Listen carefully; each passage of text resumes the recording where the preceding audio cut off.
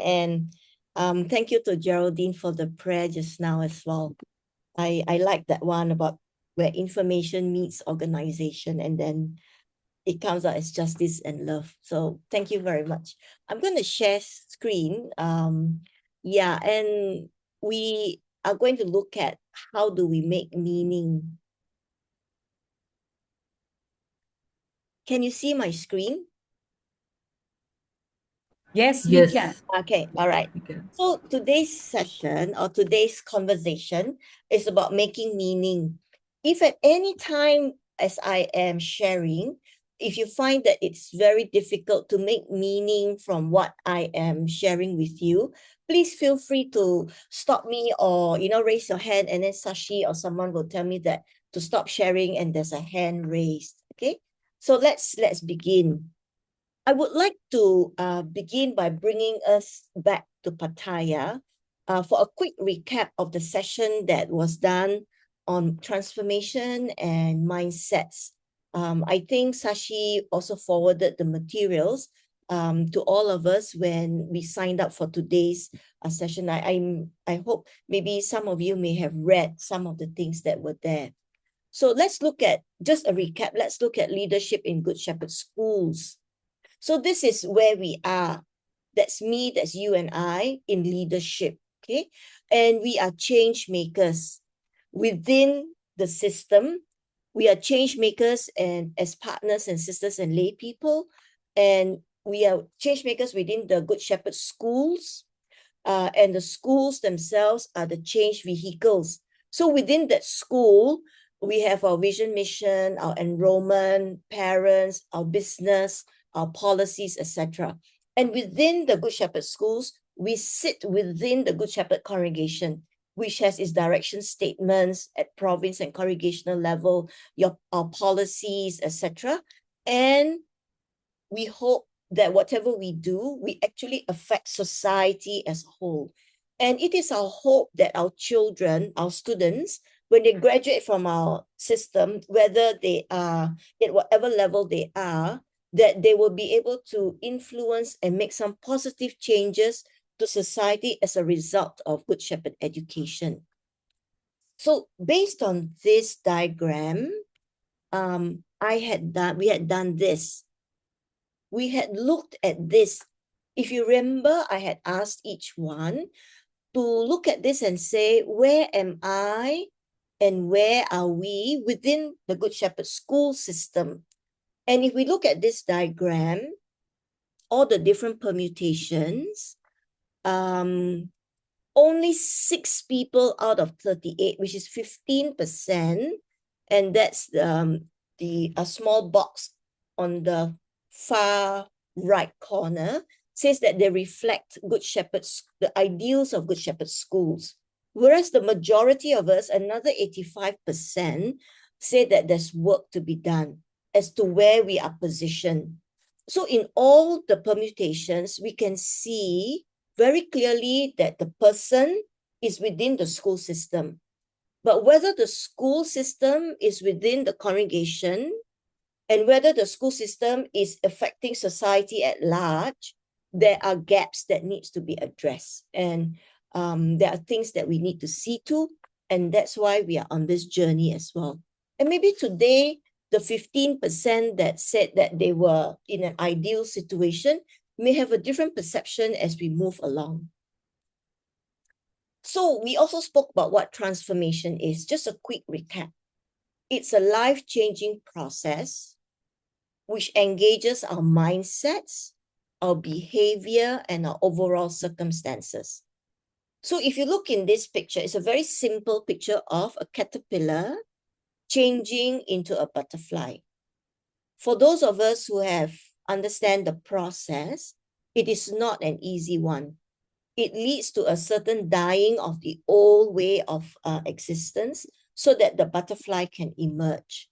Okay, so when we look at from the caterpillar to the butterfly, we know that a complete change has taken place. Okay, so that's transformation. Next, in Pattaya, we looked at mindsets. Mindsets are belief systems and assumptions that make us who we are supposed to be, how we relate to people, and what are skills and strategies that we should learn in life. So if we look at this slide, we are very clear and we know that mindsets is shaped by culture.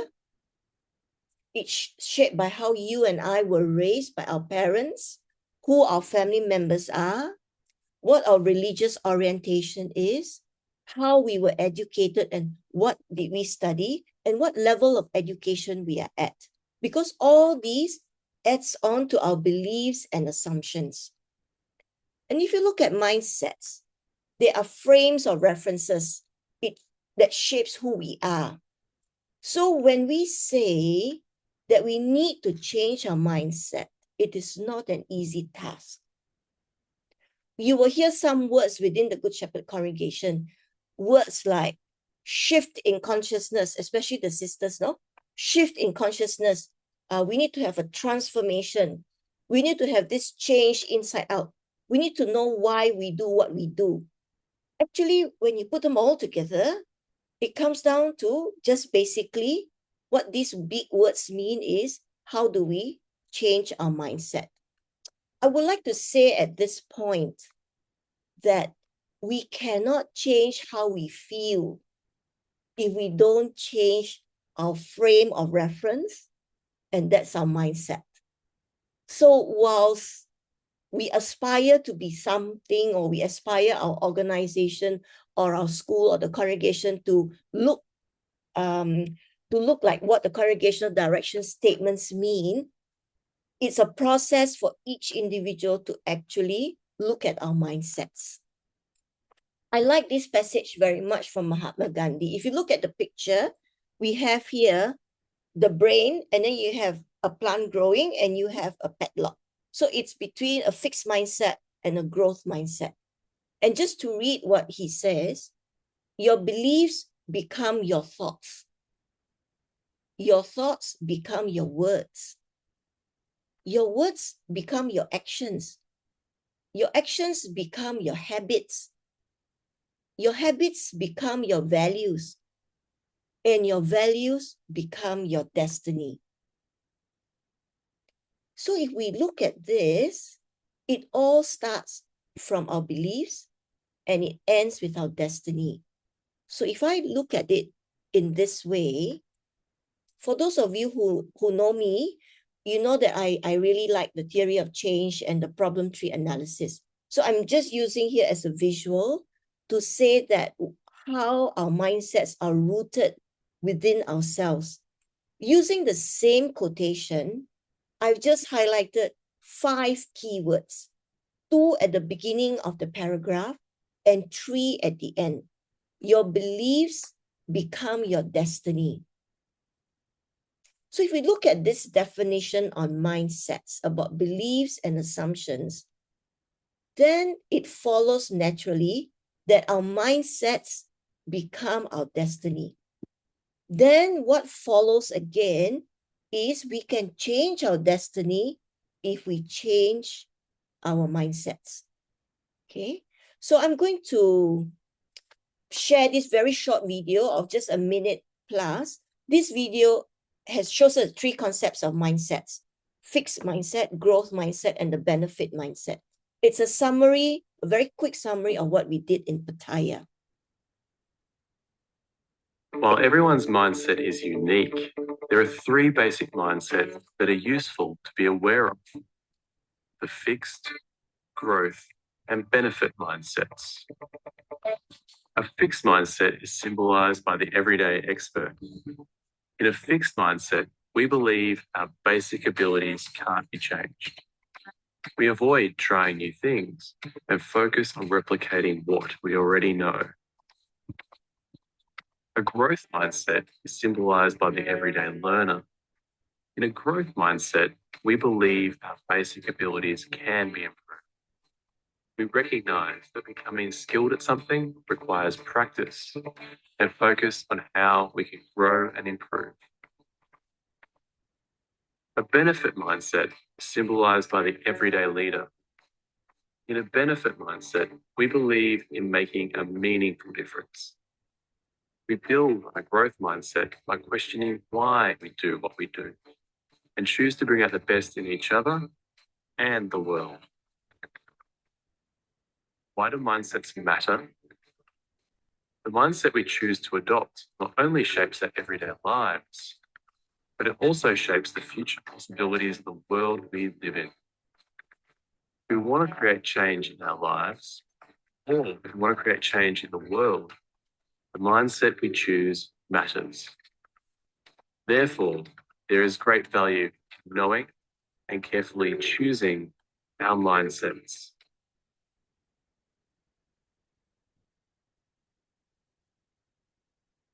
Okay, I'm going to pause here and we're going to look at everyone. And what I've done from the first slide up to now is a recap of Pattaya. Do you see that? Yeah. Do you have any questions at this point? Anything that you would like to ask before I move on to the next part, which is something different?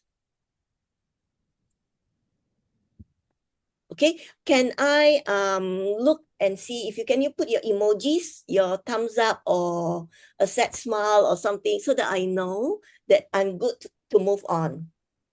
Okay, I see thumbs up coming. Oh, that's great. That's great. Okay, that's great. Oh, I see a heart as well.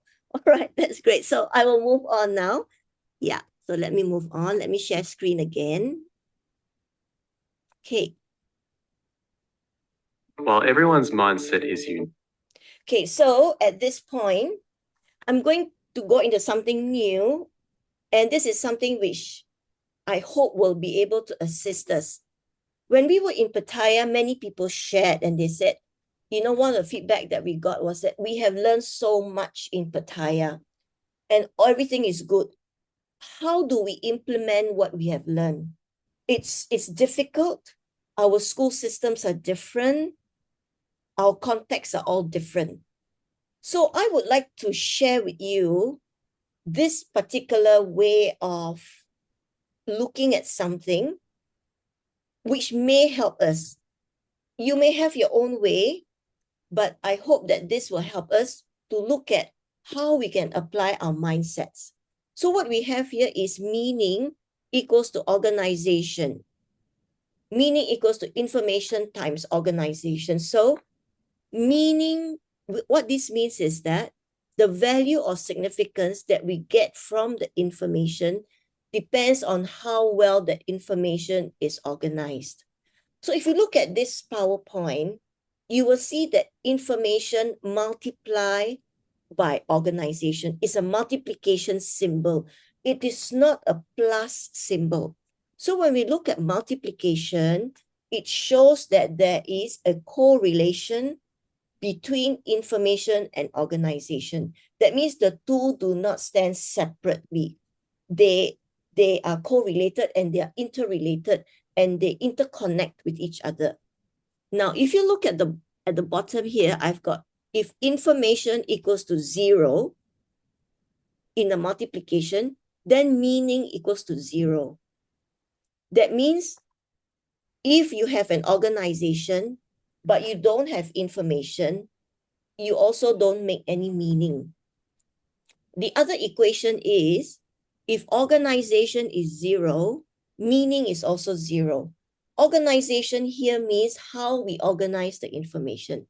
A classic example of information being present and organization being 0 is all the information that we have obtained so far in our educators workshop. We've looked at power and hierarchy, we've looked at vulnerability, we've looked at transformation, we've looked at mindsets, we've looked at our scores, our personality scores, etc., etc. But all that is information, and if we don't do anything or organize the information, we don't make any meaning out of it. And we will be in December still asking ourselves, why have we not changed? Okay, so both are needed for a meaningful outcome. Let me go step by step. What do we mean by information? I want to expand on the concept of information. Information is data that is organized, that is structured, and that's presented in a context that makes it useful. So if we go back and reflect on the information that we got on the different types of power, and Michelle spoke about vulnerability and shame and guilt, and I spoke about transformation and mindsets. All those are information which has been organized for you in a certain context so that it can be used by you. Okay. Now, somebody asked me yesterday, is there a difference between information and fact? Information and fact. Fact is definite. That means fact is something that you can prove and that's true and that can be proven. So if I say the earth is round, okay, that is a fact. When that fact is used in an organized context, it becomes information. For example, because the earth is round, we have time zones. Okay, so can you see the build-up from a fact to a time zone? If we look at power on its own, it's a fact. But when we put it in a context and we say power over, power with, a legitimate power, etc., and we expand it, it becomes information. In the same way when Michelle spoke about vulnerability. So that's information. Next, we look at organization. Okay, organization is how information is arranged, connected, and contextualized to enable understanding and meaning. It includes not only the structures and relationships between information, but also mindsets, how we interpret the information. And we already know mindsets are shaped by culture, is shaped by hierarchy, it's shaped by systems and relevance. So what do we mean by structure and relationships first? In our school setting, our structures are how we are set up. That means we are set up as schools. That's our structure, or institutions, and how we organize information and value the information within that structure. So for Good Shepherd schools, our structure would be our linkage back to the Good Shepherd congregation and the core values of Good Shepherd. And then we look at mindsets, okay? We already know about mindsets just now from the slide on mindsets, how we were raised, our family background, the education that we receive and all that. All that determines each person's mindset within our school system. So if we put the three together, we have information times organization, and we get meaning. If I put what we have talked about, information just now, which is data that is organized under information, and then we look at how information is then organized from my previous slide. And here we have meaning. Meaning emerges when information is organized in a way that resonates with our experience and our goals. So here we have the equation, no? M equals to IO, or in this case, I times O equals to M. Information times organization equals to meaning. And from there, we get the results or the outcome that we want. Okay. Okay, I'm going to go to the next slide. Now, it becomes simple when it's only myself or Sashi or Sister Michelle or Joe. It becomes simple when we are only looking at ourselves and making meaning from information that we have and organizing it in our minds. It becomes complicated when in a school setting, we lead teams. We have teams. You are here, everyone here on the call today is not working alone. You have a team that works with you. And every team member processes information and organizes information in a different way to have a different meaning. So we have all these things happening at the same time in this team of 6 people. And that's when chaos happens, when people don't agree with each other, or when we have a team member that's so strong that nobody dares to speak. Okay? And this is where we are stuck most of the time. when we are trying to organize something and we have different ways of making meaning of the same information that we've received. And that's where we have introduced to all of us here the coaching circles. In the coaching circle, we learn how to listen to each other and what meaning each person makes. And we learn and we say, what is the picture that comes? How do I visualize this? And what are the mental models that we use? And we learn how to keep quiet and listen to the other and give feedback.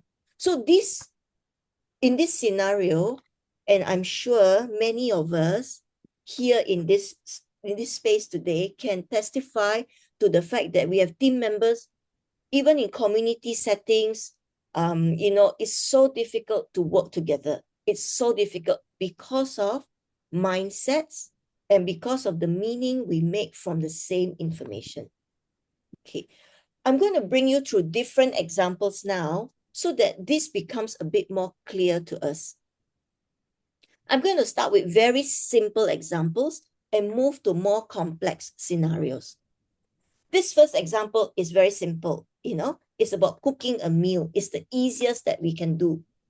We have the ingredients here. If you look at the screen, okay, we can see that there's chili, there's some leaves, there's a piece of lime, there are some spices. How we organize these ingredients will result in the dish. The ingredients on their own do not make a meal, but if they are not combined with a purpose. So if we look at this, looking at the ingredients, we all come from different parts of Asia Pacific. I would like to invite you now to go to the chat box, okay? Go to the chat box and key in the chat box. What is the meal that you will prepare looking at these ingredients?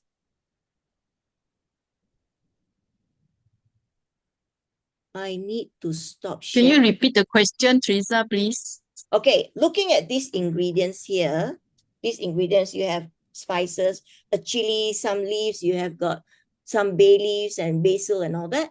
Looking at this, what is the dish that you would prepare? You yourself, as Grace or as Michelle or as Amor, what is the dish that you will prepare? Okay, I see Jean Marie says curry dish. And Lita says soup. And I think maybe sinigang, no? From the Philippines. And Josina said soup. Rosary says soto Betawi. Oh, I'm going to Gian. Yeah. Grace is laksa, chutney. Okay, we have curry, we have salads, tom yum, sambal, rasam. Okay, so if you look at this and your response, oh, there's tong san. Okay, we look at this and your response, we already know that different meanings have come out of this. Okay, because it's how you organize the ingredients. Okay, so this is where M is meaning, information is the spices and what you see, and how you organize it is your recipe. Now, I'm going to share this with you. If you look at these beans here on the left that has just popped up, I love these beans. If I go to Indonesia, the sisters will prepare this for me. It's called the stinky beans or the bitter beans, or in our language, it's called petai. If I have petai, I will cook something that's not on your list. I will cook sambal petai. So it's a different thing altogether, and I make meaning from the ingredients that I have, and I organize it in a way that gives me meaning. In the same way, you will have different information, and how you organize it will give meaning. Let's move on to music composition. Here you look at information will be notes and sounds. And these are raw information that a musician would use. In simple terms for you and I, for those who are not musicians, notes and sounds will be like words without grammar and without sentences. How the musician organizes the notes and the sounds through rhythm, harmony, structure, etc., will ultimately produce a piece of music. And how they produce that music will either determine whether it's jazz, whether it's country music, whether it's hip hop, whether it's classical. So random notes are noise, but when it's organized, they become music. Okay, I'm going to pause here for a while And I'm going to stop sharing screen. And I'm going to look at all of you again and ask, are you okay with the concept of meaning equals to information times organization? Show me a thumbs up if you can. If you are not clear, give me a thumbs down. Okay, I see thumbs up. Oh, very good. Yeah, okay. Okay, oh, I see Afrida's one is all floating up. Okay, very great. And so is Jean Marie. So we are clear that whatever meaning we make out of information is how we organize it. So let's move on. Do you have any questions at this point? So now that we are all clear, no? Information times organization equals to meaning. So when we look at our congregation direction statement next, no? And we look at partners in mission, or we look at the culture of justice, and we take out opposition papers, that is information. So how we organize that information using our mindsets will give us the meaning to give us the outcome. Okay, so let me go back to sharing screen. Sashi, can we continue? Should we stop for a while? Are people I just think, no, I'm just thinking to ask the team group loudly, whether they are able to follow and making meaning out of what is happening. I mean, I can see some good thumbs up and signs, but I think it'll be good because it's a totally interesting concept, and this is really going to take us in our learning journey forward. So may I just ask the team here, I know some of you are not in a good space, so you're not having your videos on. But if you have any questions, I would request you to kindly key it in, send it, and we will make sure that Teresa is able to answer that for us, because we are all in this learning journey together. Are you able to get it? Are you comfortable with the information which we have received so far? Are you able to make meaning of the information and organize it? Okay. So then an orchestra is getting ready, then Teresa, because we're going to not just have noises, we're going to have voices. So yes, Mari, go ahead. You know, I appreciate the explanation of meaning, organization, information, organization, meaning. I'm just wondering, it really a person's disposition at that time. For example, the curry I wrote. At that time, maybe I want to eat curry.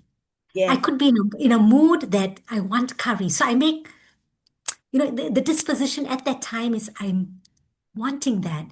So that's meaning too, because it depends on your disposition and where I am at different times in my life. Tomorrow I may not be in that space. So it came to me. So I wonder, you have something to say on that, your disposition at that time. Yes, correct. Thank you, Jean Marie. So the examples that I gave were very simple examples for us to understand the different components in it. It gets a little bit more complicated when it comes to decision making. And I like what you said about disposition, because the disposition then leads to our mindsets. Because our mindsets are affected by our beliefs and assumptions and the lens where we see, the world. Yeah, so if at that point, if I'm very angry or I'm so disappointed in the congregation that whatever direction statements come out, I don't bother anymore. There are people like this, okay? I'm just sharing, it's the truth, There are people like this. So it goes back to the mindsets, and it goes back to us as leaders, understanding what's happening to our friend, to our community member, to our colleague, in the way that they have made and organized the information that has been given. So when people totally switch off, it means that they have not organized the information at all. It has just become information that came in through the email and is filed in some inbox or the province, or like us, we make all our policies on safeguarding, and then we make it into little books and it's information and it's put into the drawer. And when something happens, we don't look at it because we don't want to look at it. We don't want to organize ourselves based on the safeguarding policy. Can you see the difference? Thank you for asking, Jean, because as you ask, then I can explain, you see. Yes, thank you. That was clear. Thank you. Yes. So it's how we make meaning and organize the information. Yes, Sashi? Yes, I do want to share, but in continuation with what Jean-Marie is asking, it's also the culture and it's where you're coming from, which strongly affects and impacts the way you organize information. It's a culture which is not only with respect to the place where you're working and things like that. It is also the culture which the organization has given you by virtue of the way your lifestyle is. For example, as a religious, the culture, and then or in the country, the culture. So everything, the way we make meaning can also be highly impact the way we organize it. Yes. Thank you, Sashi. Thank you. Yeah. So at the bottom of when we go further down, further down, no? Why is it not happening? Why is it so many years and we are still here? Why is it that we have spoken so many times, we have had so many training, and we still don't understand why, It's because of our mindsets and the beliefs and assumptions that we don't want to let go. Yeah, so let me move on. Sashi, how much more time do I have? Go on, Teresa, you go on, because if we have another 15 minutes where you can take. Okay. All right, okay. So I just want to use examples that also go back to the school system.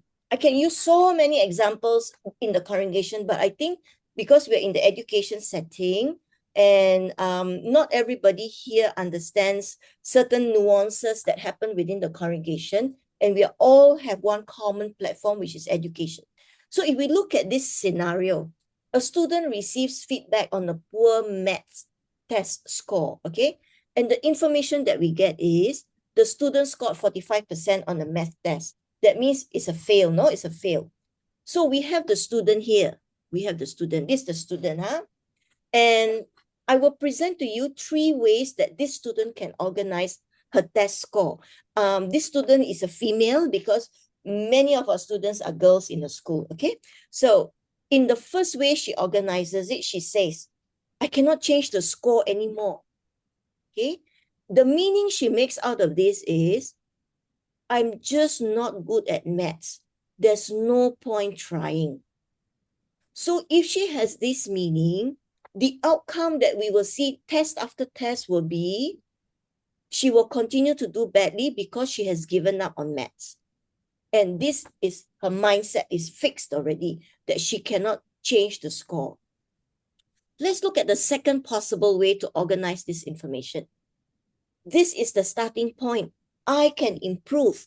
This is what she tells herself. This is how she organizes that test score, the information that she got. When she organizes it this way, the meaning that she makes is, I didn't do well this time. I can learn from my mistakes and do better. So when you look at this, she is moving, no? She is moving from a point of 45%, and she's telling herself, I can do better, I can improve. So when you look at this mindset, it's a growth mindset. She is looking and saying, how can I improve? The third way of organizing the information would be, I can improve and I can help others. That means we are looking at her making meaning, saying, if I get better at maths, I can help my classmates and even be a tutor. Can you see the 3 different ways? So in the third way, this student is looking not only at herself, but she's looking at outside of herself and making a difference in other people's lives. And that is a benefit mindset. This is a very simple example. If you're using your rational thinking and saying, I also failed in math so many times, it cannot be a benefit mindset.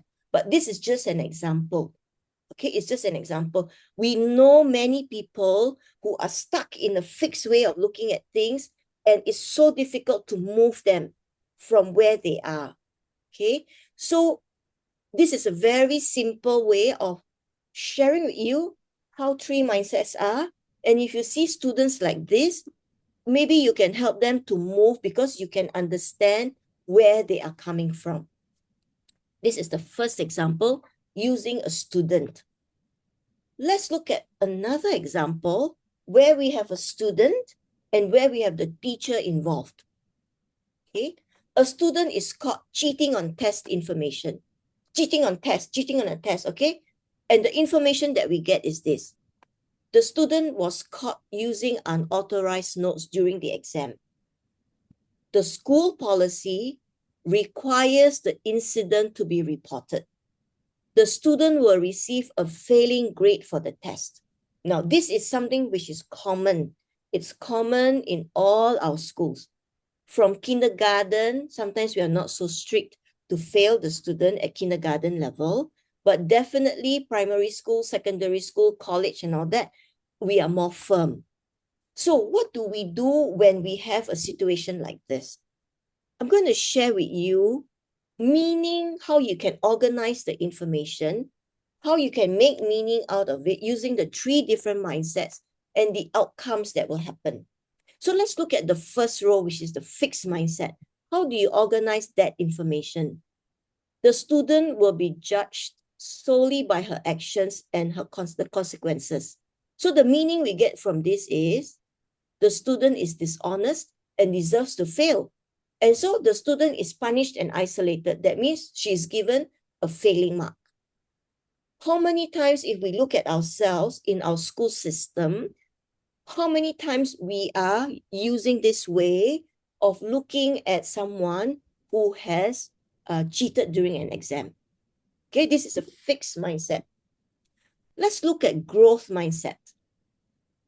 The policy, that means you have the school policy, no? The information is very clear. You have to report the student, you have to fail the student. The policy is followed, but the incident is framed as a learning opportunity. So the meaning that comes out of this is the student made a poor decision, but this can be a turning point.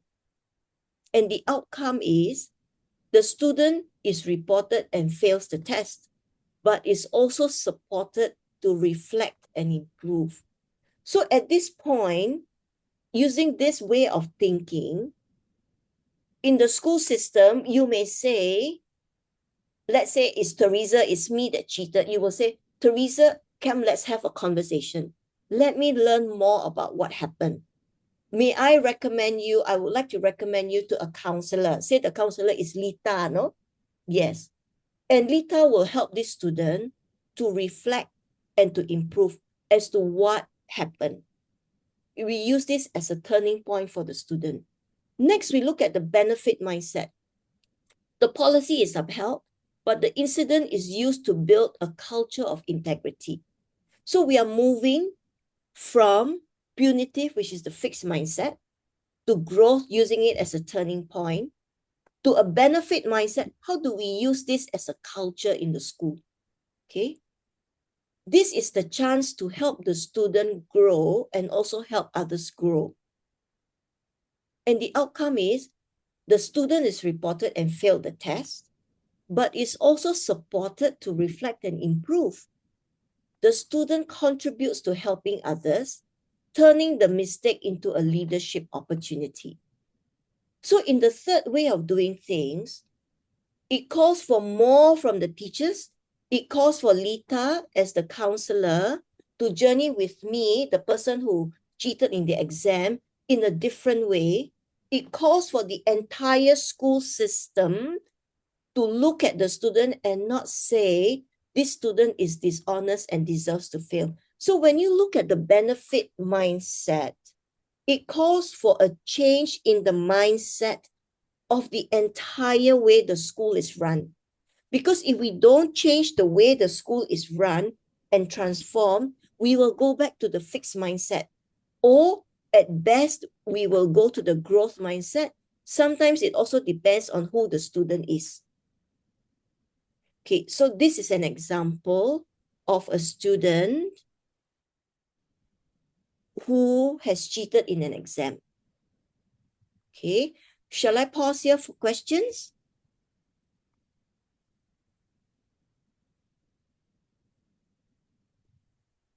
I can't see.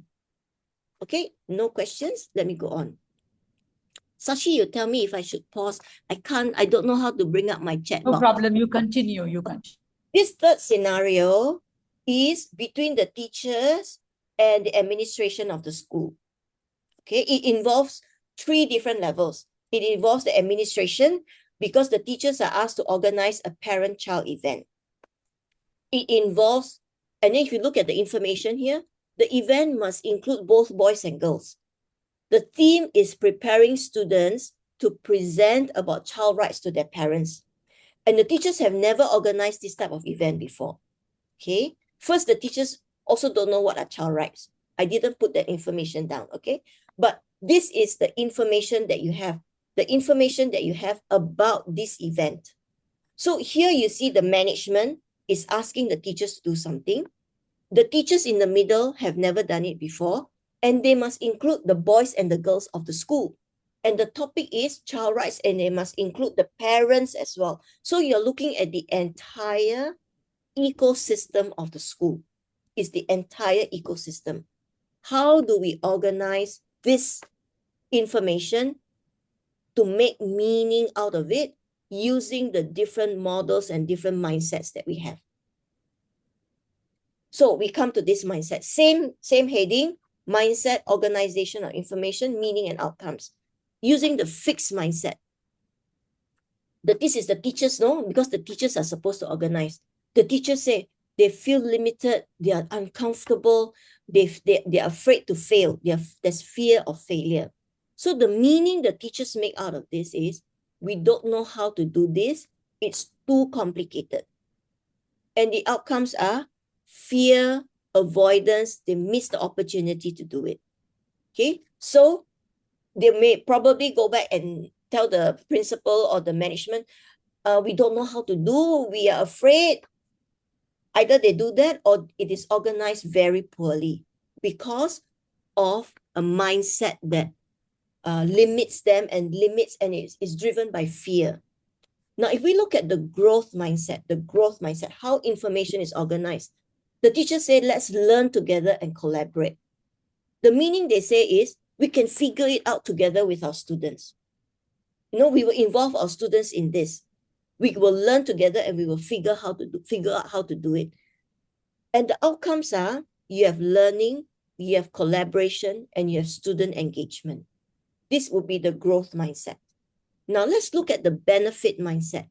In the benefit mindset, the teachers look at this and say, although we haven't done this before, let's look at this with good purpose, with good empowerment, and how we can impact the community. So this is how the information is organized.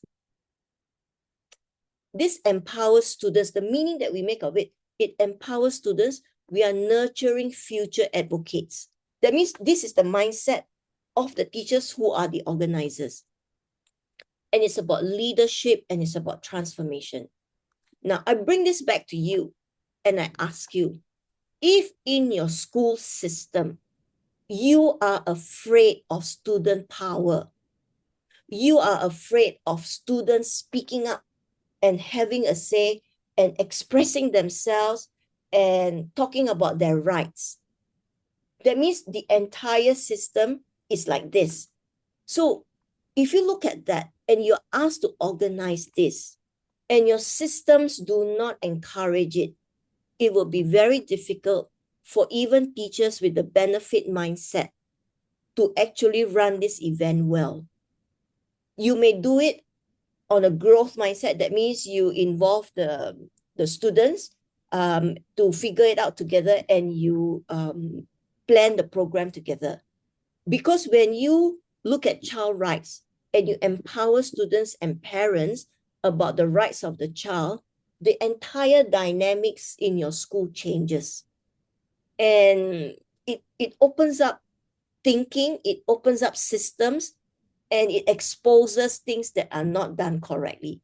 And that's where, when we talk about mindsets, and if the congregation talks about the internal culture of justice, and we use power and hierarchy correctly, and we understand vulnerability, guilt, and shame, and we use our mindsets correctly, you and I need to look at our school system, look at the information that we have, how we organize that information in our school system, and the meaning that we make out of it to have certain outcomes that our direction statements ask for. The culture of justice and Good Shepherd being one family is an outcome that needs a lot of work. Okay, so I'm just going to bring it all together and stop after this. So here we bring together this graph again. Meaning equals to information times organization, which gives us the results and the outcome. The change starts with me, the leader. Starts with each one of us here, the leader. We sometimes tend to wait for the outside to change.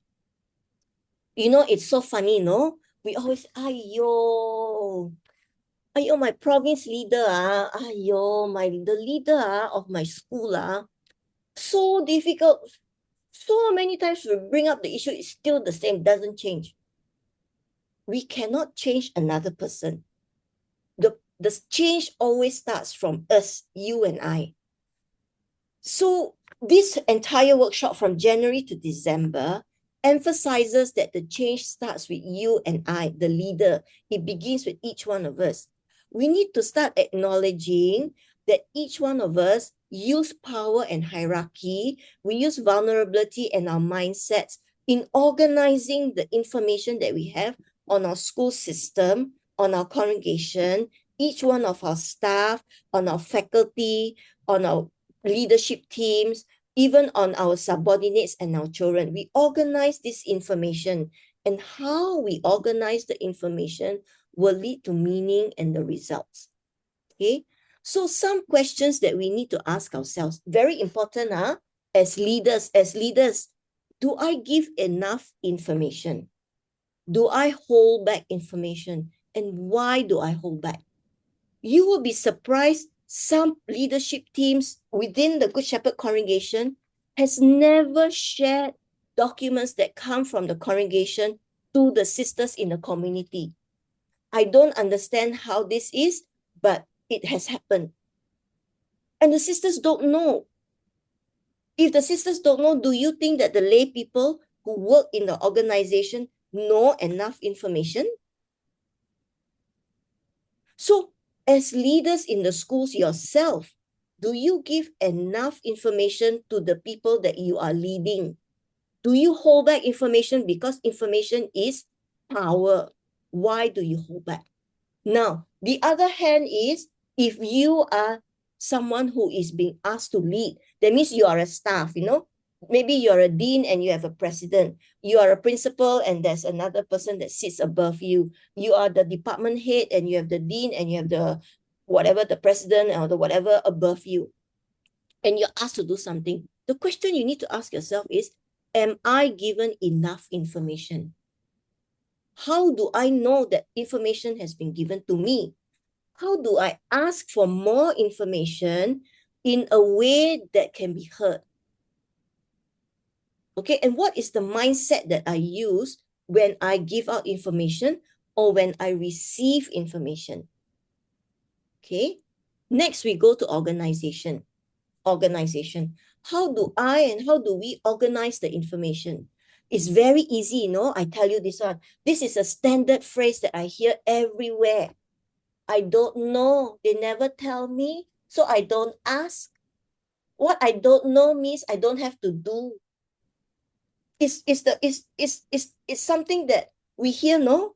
That means we don't get the information, although we know we have to do something. We don't get the information, but we don't bother to ask. Because if we don't ask, we don't need to organize the information. We don't need to make meaning of the information, and it can just slip by us. So we need to ask ourselves, how do I organize the information I get? How do I engage everyone? Do I engage people? Or do I organize the information first and then I tell my staff, this is what you do. But I'm the one, as the leader, who used my power. I organize it and then I tell them.